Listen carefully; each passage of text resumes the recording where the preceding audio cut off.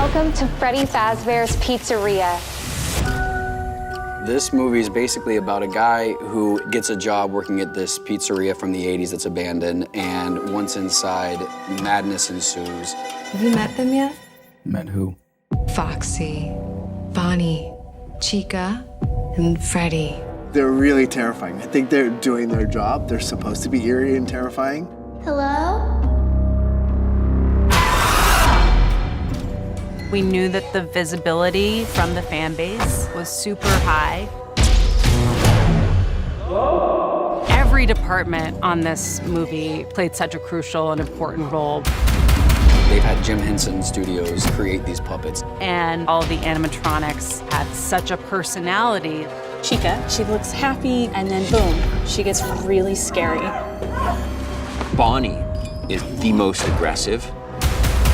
If there's a time when Freddy should be scary or intimidating, he stands tall, the movement is slow and ominous. Sometimes it's the subtlety that really sells the character. There's so much in the movie that speaks to the fan base. This is a movie that's going to have a lot of jump scares. The audiences are in for a ride. You will be blown away. It's the ultimate popcorn movie.